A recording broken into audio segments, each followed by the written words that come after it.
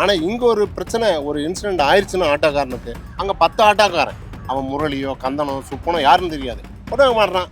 இப்போ இங்கேருந்து காந்திபுரம் அப்படின்ட்டு போனாங்கன்னா நம்மளோட இதில் பார்த்துட்டிங்கன்னா சார்ஜ் பார்த்து 180 சார்ஜ் பண்ணுறோம் காந்திபுரத்துக்கு.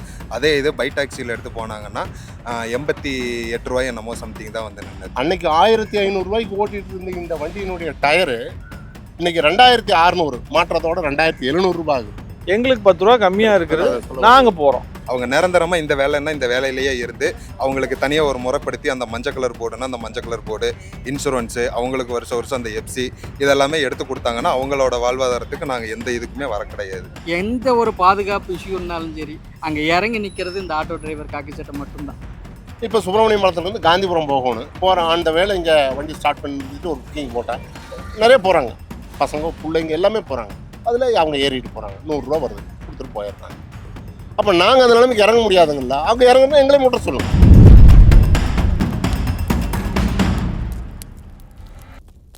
கோயம்புத்தூரில் ஒரு முக்கியமான ஒரு பகுதி ஜிஎன் மில்ஸ், இங்கே நின்று தான் பேசிகிட்டு இருக்கோம். சுற்றியும் பார்த்தீங்கன்னா நம்மோட வந்து ஆட்டோ ஓட்டுநர்கள் நிறைய பேர் நிற்கிறாங்க. அவங்களோட தான் பேச போகிறோம்.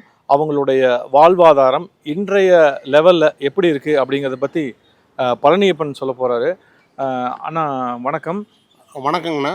மீடியா மைன்ஸ்க்கு என்னுடைய வணக்கம். தொழிலாளியின் சார்பாக, ஆட்டோ தொழிலாளி சார்பாக வணக்கத்தை சொல்லிக்கிறோம். கார்பரேட் கம்பெனிக்கு நிறைய பைக் டாக்ஸி விட்டுட்டாங்க. அவங்களையெல்லாம் விட்டாலும் கூட இன்றைக்கி உள்ளூர்லேயே பார்த்தீங்கன்னா ஒரு டாக்ஸி கம்பெனி பைக் டாக்ஸி கொண்டு வந்துட்டாங்க. இந்த பைக் டாக்ஸியில் வந்து யார் அனுமதி கொடுத்தாங்க அல்லது அவங்களுக்கு யார் வந்து அந்த ரேட்டை நிர்ணயம் பண்ணினாங்க அப்படிங்கிறது தெரியல. அப்படி நிர்ணயம் பண்ணவங்க எங்களுக்கு ஆட்டோ தொழிலாளர்களுக்கும் அப்படி ஒரு ரேட்டை நிர்ணயம் பண்ணி கொடுத்து ஓட்ட வச்சாங்கன்னா எங்களுடைய வாழ்வாதாரம் உயர்றதுக்கு வழி இருக்குது. கிட்டத்தட்ட 10 வருஷங்களுக்கு முன்னாடி ஆண்டுகிட்டு இருந்த அரசு எங்களுக்கு வந்து ஒரு ரேட்டை நிர்ணயம் பண்ணி கொடுத்தாங்க. அதாவது 25/12. அன்னைக்கு காலகட்டத்தில் விலைவாசியை பாருங்கள் நீங்கள், இன்றைக்கி காலகட்டத்தில் விலைவாசியை பாருங்கள். அன்னைக்கு 1500 ஓட்டிகிட்டு இருந்த இந்த வண்டியினுடைய டயரு இன்றைக்கி 2600, மாற்றத்தோட 2700 ஆகுது. இந்த மாதிரி எல்லா உதிரிப்பாங்களுடைய விலை கூடுதலாகி போச்சு. அரசாங்கமே போக்குவரத்தினுடைய விலை இன்றைக்கி உதிரிப்பாகங்கள், மற்ற டீசல் உயர்வு, இந்த விலையை காரணம் காட்டி எத்தனையோ முறை அரசாங்கம் சரி, ஆண்டு கொண்டு இருக்கின்ற அரசும் சரி, பேருந்து கட்டணங்களை உயர்வு பண்ணியிருக்காங்க. ஆனால் ஆட்டோ தொழிலாளர்களுக்கு என்ன நிர்ணயம் பண்ணியிருக்காங்க? ஒன்றுமே கிடையாது. நீங்கள் எப்படி உங்களுடைய வாழ்வாதாரத்தை பார்க்குறீங்களோ, மக்கள் வந்து அவங்களோட வாழ்வாதாரம் எங்களுக்கு 10 ரூபா கம்மியாக இருக்கிறது, நாங்கள் போகிறோம் அப்படின்னு அவங்க தரப்பு சொல்கிறாங்க. அதுக்கு உங்களோட கருத்து என்ன? என்ன கருத்துன்னு கேட்டிங்கன்னா, இதுக்கு காரணம் வந்து அரசாங்கம் தான். இந்த பைக் டாக்ஸி வந்ததுனால அவங்க நிர்ணயம் பண்ணுற இங்கேருந்து காந்திபுரம் போகிறதுக்கு 100 ரூபா 80 ரூபான்னு முடிவு பண்ணுறாங்க. அப்புறம் இது போடுறப்ப அவங்க ஒரே ஆட்டம் பண்ணி ஒரு 50 ரூபா சேர்த்து கொடுங்க, ஒரே ஆட்டம் பண்ணி போயிடுறாங்க. 50 ரூபா மிச்சமாகுது. 50 ரூபா மிச்சமாகறப்போ அந்த 50 ரூபாயை வச்சு நம்ம குடும்பத்துக்கு வேறு ஏதாவது செய்யலாங்கன்னு சமுதாயத்தில் மக்கள் நினைக்கிறதுனால பைக் டாக்ஸியில் போக ஆரம்பிக்கிறாங்க. அதில் வர இன்னல்களை பற்றி தெரியறதில்ல. ரெண்டாவது, நாங்களும் வந்து கூடுதலாக எதுவும் கேட்கறதில்ல. இன்றைக்கி எங்களுக்குள்ள இந்த விலைவாசி காரணமெல்லாம் உங்களுக்கு புரியுது. நாங்களும் மீட்டருக்கு தான் ஓட்டுறோம். இன்றைக்கி இந்த சங்கத்தின், இந்த அமைப்பு சாரா சங்கத்தின் வாயிலாக மீட்டர்னா எத்தனை ரூபாய்க்கு ஓட்டுறீங்க? இப்போ கவர்மெண்ட்டில் கொடுத்த மீட்டர் பார்த்துட்டிங்கன்னா 25/12 மாதிரி தான் ஓடிட்டு இருக்குது. இப்போ நாங்களே தனிச்சு எடுத்து இந்த ஏரியாவுக்குள்ளார ஒரு 50 டிரைவர் இருக்கிறோம். அவங்க மட்டுமே இங்கேருந்து லோக்கல் ட்ரிப்புக்கு மினிமம் வாடகைக்கு ஒரு 50 ரூபா, கொஞ்சம் லாங் ஏதாவது ஒரு 3 கிலோமீட்டருக்கு மேலே போயிட்டாங்கன்னா 80 ரூபா, அந்த மாதிரி நாங்களே எடுத்து எங்களோட இதைய வாழ்வாதாரத்தை நாங்கள் பெருக்கிட்டு இருக்கோம். இப்போ 50 ரூபா அப்படின்னு சொன்னால் தாராளமாக உங்ககிட்டே வந்துடுவாங்க. ஆனால் வந்து இதெல்லாம் இரட்டிப்பு 3 மடங்கு அதிகமாக இருக்கிறங்காட்டிக்கு தான் நாங்கள் பைக் டாக்ஸியில் போகிறோம் அப்படின்னு சொல்லி மக்களோட கருத்து இருக்கு. அது அப்படி இல்லைங்க. இப்போ இங்கேருந்து காந்திபுரம் அப்படின்ட்டு போனாங்கன்னா நம்மளோட இதில் பார்த்துட்டிங்கன்னா சார்ஜ் பார்த்து 180 சார்ஜ் பண்ணுறோம் காந்திபுரத்துக்கு. அதே இது பை டாக்ஸியில் எடுத்து போனாங்கன்னா 88 ரூபாய் என்னமோ சம்திங் தான் வந்து நின்றுது. அப்போ அவங்களுக்கு அது கம்மியாக இருக்குன்ட்டு அதில் போகிறாங்க. அதனால நாங்கள் அதையெல்லாம் எதுவுமே சொல்ல வரல. இதில் வெள்ளை கலர் போர்டு வச்சு ஓட்டிட்டாங்க, ஓன் போர்டுக்கு தான் எடுத்து வச்சுருக்காங்க.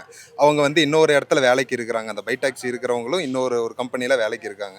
அவங்க ஆண்ட வேலைக்கு போகும்போது இந்த சவாரியும் எடுத்துகிட்டு போகிறாங்க. இதில் எங்களுக்கு வாழ்வாதாரம் பாதிக்குது. அவங்க நிரந்தரமாக இந்த வேலைன்னா இந்த வேலையிலேயே இருந்து அவங்களுக்கு தனியாக ஒரு முறைப்படுத்தி அந்த மஞ்சள் கலர் போர்டுன்னா அந்த மஞ்சள் கலர் போர்டு, இன்சூரன்ஸு, அவங்களுக்கு வருஷம் வருஷம் அந்த எஃப்சி இதெல்லாமே எடுத்து கொடுத்தாங்கன்னா அவங்களோட வாழ்வாதாரத்துக்கு நாங்கள் எந்த இதுக்குமே வர கிடையாது.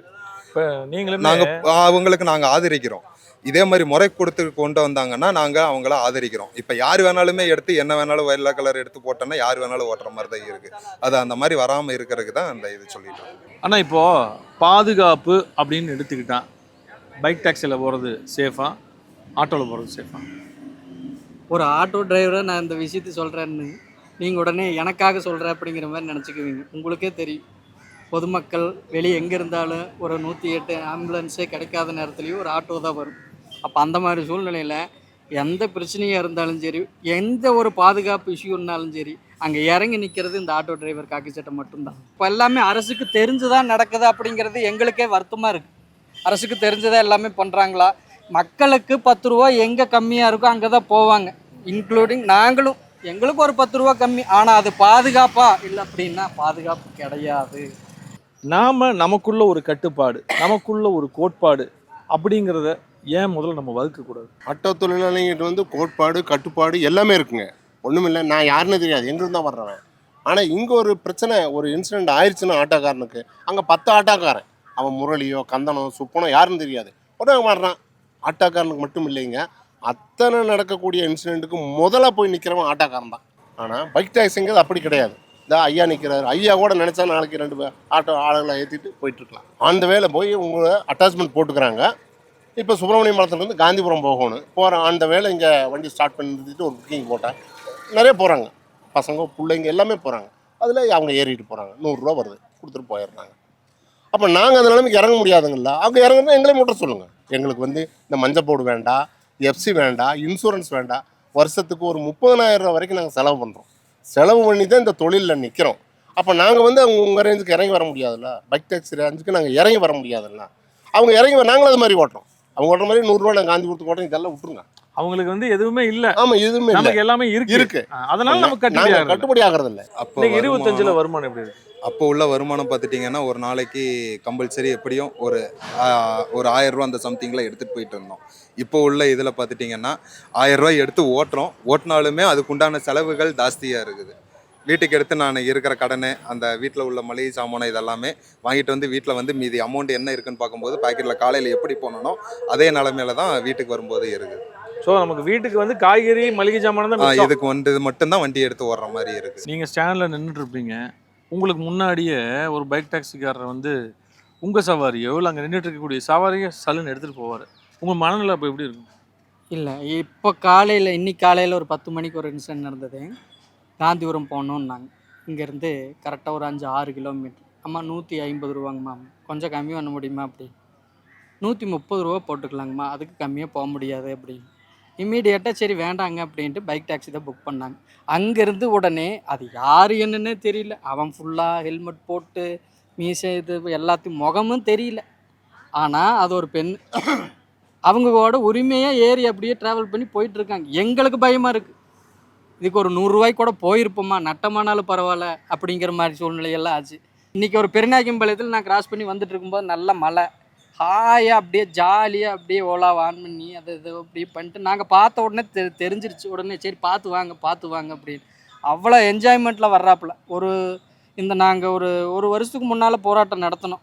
இந்த போராட்டத்துக்கு இருக்கும்போதெல்லாம் எங்களை பார்க்கும்போதெல்லாம் கொஞ்சம் ஓகே, இவங்களை கண்டு கொஞ்சம் இப்படி தப்பு அப்படிங்கிற மாதிரி மனநிலையில் இருந்தது. இப்போ அரசுமே இல்லை மற்ற ஆளுகளோ டாக்ஸிக்காரங்களோ எதுவுமே கண்டுக்கிறது இல்லை அப்படிங்கிற மாதிரி தெரியுது. அவங்களும் அவங்களோட கோரிக்கைக்காக பிரச்சனைகள் எல்லாம் சொல்லிட்டு தான் இருக்காங்க. என்ன சொன்னாலும் அவங்க தைரியமாக தான் போயிட்டுருக்காங்க. இன்றைக்கி நாங்கள் ஒரு இடத்துல வாடகை எடுக்க போகிறோம்னா புக்கிங் கிடைக்குது, தைரியமாக போய் அந்த இடத்துல வீடோ அல்லது ஒரு கடை முன்னாடியோ அல்லது ஸ்டாண்ட் பக்கத்துலையோ நின்று தைரியமாக நாங்கள் வாடகை எடுத்துகிட்டு போகிறோம். அதே சூழ்நிலையில் அந்த பைக் டாக்ஸிக்காரர் அப்படி இல்லை, பயந்து தான் இருக்கிறாங்க. ஏதாவது பிரச்சனை ஆயிருமா, ஏதாவது கேட்டுருவானுங்களா அப்படின்னு சொல்லிட்டு. அது மட்டும் இல்லை, சமுதாயத்தில் இன்றைக்கி ஒரு பைக்கில் ஒரு பையன் கூடி ஒரு பொண்ணு அவன் வீட்டை சேர்ந்தவங்களாக இருந்தால் கூடி கண்ணோட்டம் வந்து தப்பாக இருக்கிற நேரத்தில் இன்றைக்கி பார்த்தீங்களா, கல்லூரியில் படிக்கக்கூடிய பெண்கள் அங்கங்கே புக் பண்ணி அதில் தான் ஏறிட்டு போகிறாங்க. நாங்கள் கண்கூட பார்க்குறப்ப அது என்னன்னு சொல்ல முடியும், யாருன்னு சொல்ல முடியும்? ஒரு இன்சிடெண்ட் ஏற்பட்டால் கூட அதுவும் ஆட்டோ, இந்த ஆட்டோவில் தான் அவங்கள கூட்டிகிட்டு போனாங்க, இந்த மாதிரி ஆயிடுச்சுன்னு நீங்கள் ஐடென்டிஃபை பண்ணலாம். ஆனால் ஒரு பைக் டாக்ஸி நீங்கள் உன்னால் பண்ண முடியுமா? இல்லை போகிற வகையில் பலவிதமான விபத்துகள் நடக்குது. அவன் ஏதோ கேர்லெஸ்ஸில் எங்கேயோ ஒரு பொண்ணு தவறி விழுந்துருச்சு, இந்த வண்டியில் வந்தது தான் விழுந்தாலும் நீங்கள் ஏதாவது பண்ண முடியுமா? இதுக்காக அவனுக்கு ஒரு நிரந்தரமான அடையாளத்தை கொடுங்க. அரசாங்கத்துக்கிட்ட நாங்கள் கேட்குறது என்னென்னா, தம்பி சொன்ன மாதிரி பல கட்டமான போராட்டங்களை பண்ணிட்டோம். அரசாங்கம் இது செவிசாய்க்கிற மாதிரி இல்லை. அரசாங்கத்தை நிர்ணயிக்கிறதுல கூடி ஆட்டோ தொழிலாளிக்கு 60% பங்கு இருக்கிறது. நீங்கள் எத்தனை விளம்பரம் பண்ணாலும், நான் ஒரு ஆட்டோவில் ஏற்றிட்டு போகிற நாளைக்கு பார்த்தீங்கன்னா ஒரு 7 சவாரி 6 சவாரி கொண்டு போகிறோம் ஒவ்வொரு ஆட்டோ டிரைவரும். அந்த ஆட்டோ டிரைவர் கூட பரவாயில்ல, அவங்க நல்லவங்க, அவங்களுக்கு செய்யலாம் அப்படிங்கிறப்ப ஒரு நிர்ணயம் பண்ணக்கூடிய ஒரு திறமை ஒரு பகுதி அந்த ஆட்டோக்காரனுக்கு உண்டு. எங்களுடைய வாழ்க்கையும் எங்களுடைய வாழ்வும் வளரணும், உயரணும் அப்படின்னு சொல்லி இவங்களுடைய கோரிக்கை நிச்சயமாக நிறைவேறும் அப்படிங்கிற ஒரு நம்பிக்கையோட கோயம்புத்தூர் ஜிஎன் மில் பகுதியிலேருந்து நம்ம மீடியா மைண்ட்ஸினுடைய ஒளிப்பதிவாளர் கௌதமோட இங்கே நான் களத்திலிருந்து ஆர்ஜே பிரபுகுமார்.